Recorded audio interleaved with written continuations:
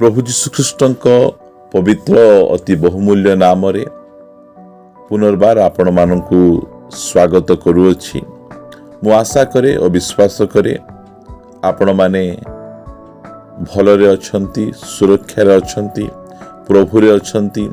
प्रभु जीशुख्रीष्टଙ୍କର मेघमाଳାର ସେହି गौरवमय आगमन निमंते आपण माने निजको प्रस्तुत करूअछंती। आज गोटे प्रसंग उपरे आमे अल्प समय आमे कथबार्ता हेबा जे आमे केउ नाम रे आमे प्रार्थना करिबार उचित,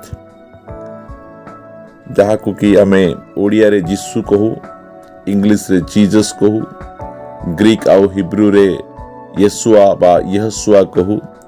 आमको केउ नाम रे प्रार्थना करिबार उचित।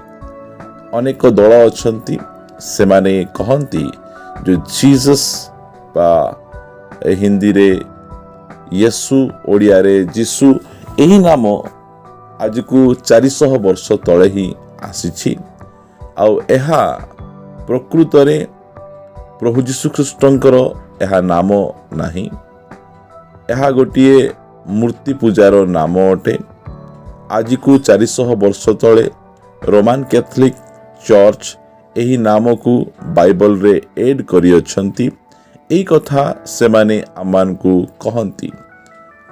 जदि जणिकर नाम इंग्लिश रे जदि निर्मल हुए ताहले ओडिया रे मध्य निर्मल हेबार आवश्यक रहिछि, हिंदी रे मध्य निर्मल हेबार आवश्यक रहिछि, दुनियार जे कोनोसी भाषा रे निर्मल हेबार आवश्यक रहिछि। मात्र काहेकि जीशुख्रीष्टଙ୍କ नाम हिब्रू रे गोटे अलगा कथा, ग्रीक रे अलगा सुबुछि, इंग्लिश रे अलगा। एहा सेमानकर कहिबार उद्देश्य जे प्रकृत रे जीशुंकर नाम एहा प्रभु जीशुख्रीष्टଙ୍କର नाम नुहे।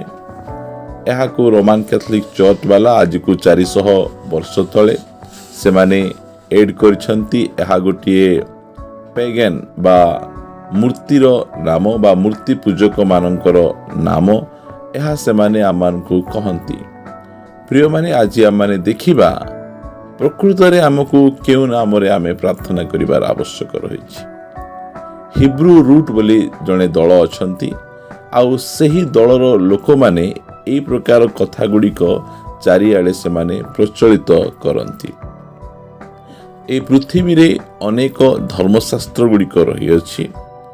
आउ सेई धर्मशास्त्र गुड़िक को आमाने प्रकृत रे बुझिबार अछि, ताहाले सेमानकर मूल भाषा को आमाने जानिबा को पड़िबो। एही प्रकार सेमानकर फॉलोअर माने सेई धर्म शास्त्र को विश्वास करुथिबा व्यक्ति माने आमान को कहंती।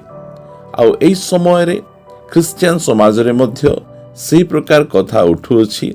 जदि तुमे प्रकृत रे बाइबल को बुझिबार अछि ताहाले तुमको हिब्रू बा ग्रीक तुमको बुझिबार आवश्यक रहिछि।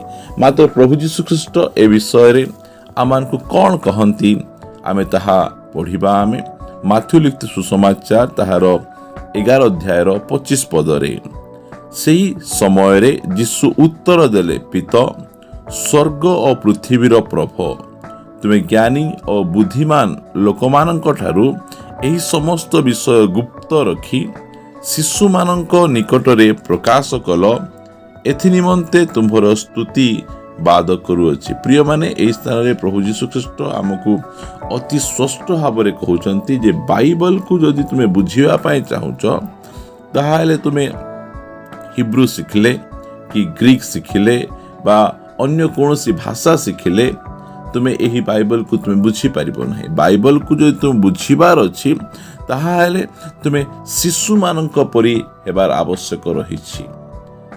प्रिय माने दुनियार अनेक धर्मशास्त्र गुड़िक रही ताहा बुझिबार अछि, ताहाले सेमानकर मूल भाषा को बुझिबार को पड़िबो। ए प्रकार से माने कहंती। मात्र बाइबल ए प्रकार गोटे पुस्तक, एही बाइबल को आमे बुझिबार अछि ताहाले आमे शिशु मानंक परि संपूर्ण भावरे परमेश्वरंक उपरे निर्भर करिबार आवश्यक रही। शिशु मानंक परि संपूर्ण भावे आमे निजको आमे नम्र करिबार आवश्यक रही। ताहाले ही आमे एई बाइबल को आमे बुझी परिबा।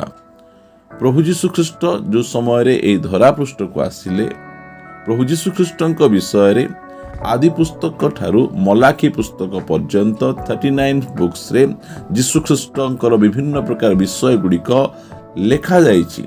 मात्र जो शास्त्री और फारूसी माने सही पुरातन नियम पढ़ुथिले से 39 बुक्स से माने पढ़ुथिले जो समय जीशु ख्रीष्ट ए धरा पृष्ठ को आसिले से समय से माने जीशु ख्रीष्ट को बालजीबुल बोल कहले तुमे भूत मानकर अधिपति कहले। मात्र पितर जे कि जड़े केउट धर्मशास्त्र पंडित से नुहंती मात्र से जीशु ख्रीष्ट को देखी से कौन कहले माथ्यू लिखित सुसमाचार ताहार 16 अध्यायर 17 पद एथिरे जीशु तांकु उत्तर देले हे जुनसर पुत्र सिमोन तुमे धन्य कारण मनुष्य तुम्भ निकटरे एहा प्रकाश करी नहीं बरम मोहर स्वर्गस्थ पिता प्रकाश करी अछंती। कारण जो समय जीशु ख्रीष्ट शिष्य मान को पचारिले लोक माने तो मते कौन कहउचंती ताहा अलगा कथा मात्र तुमे माने मते कौन कहउच से समय रे एही अशिक्षित पितर से कहले तुमे मसीह तुमे ख्रीष्ट तुमे जीवित ईश्वरंकर पुत्र से कि प्रकार जानी पारिले से ते पंडित नथिले काहेकि बाइबल बुझिबा पाई हमको प्रकाशन आवश्यक रही। एठी जीशु ख्रीष्ट पितर को शाबाशी दौनाहांती तुमर बुद्धि तुमर ज्ञान द्वारा तुमे जानिल सेंती शाबाशी दौनाहांती मात्र से कहउचंती जे मोर स्वर्गस्थ पिता तुमको प्रकाश कले। जो धर्मशास्त्र साधु की फारूसी माने पढ़ुथिले से माने जीशु ख्रीष्ट आसीबारु जीशु ख्रीष्ट को बालजीबुल कहले जीशु ख्रीष्ट को अस्वीकार कले से माने बारब्बा को लड़ी जीशु ख्रीष्ट को क्रूस उपरे चढ़ेले। मात्र पितरंक निकटरे स्वर्गर परमेश्वर प्रकाश करुछंती जे जीशु ख्रीष्ट जीवंत ईश्वरंकर पुत्र सेही सत सेनापति जीशु ख्रीष्ट को क्रूसार्पित कला परे जो समय घर अंधकार हो गला भूमिकंप हैला से समय से सत सेनापति से कहउचंदी निश्चय ये ईश्वरंकर पुत्र थिबे। प्रिय माने प्रभु जीशु ख्रीष्टंकर कथा गुड़िक को आम अति स्पष्ट भाव में बुझिबार आवश्यक रही। अनेक लोक आमको भ्रांत शिक्षा दे जीशु ख्रीष्टंकर नाम एहा प्रकृत रे ग्रीक आउ हिब्रू आसी नहीं एहा गोटे विजाति देवतांकर नाम ए प्रकार कथा कही आमान को से माने भ्रांत करिवे सेदिपई आमको भ्रांत हेबार आवश्यक नहीं। आमको जीशु ख्रीष्टंक निमंते निकटरे प्रार्थना करिया पई आमको हिब्रू शब्द बा ग्रीक शब्द बा हिब्रू नाम आ ग्रीक नाम को आमे उच्चारण करिवार कोनोसी आवश्यक नहीं। प्रभु आमको जो भाषा रे बाइबल देइछंती सही भाषार जो नाम आमको जीशु नाम दिया जाइछि सही नाम रे आमको प्रार्थना कले स्वर्गर परमेश्वर शुणती। आ अनेक थर आम माने प्रार्थना करिछु आ परमेश्वर शुणी आमान को उत्तर देइछंती सेदिपई कोनोसी प्रकार भाबे आमे भ्रांत हेबार आवश्यक नहीं।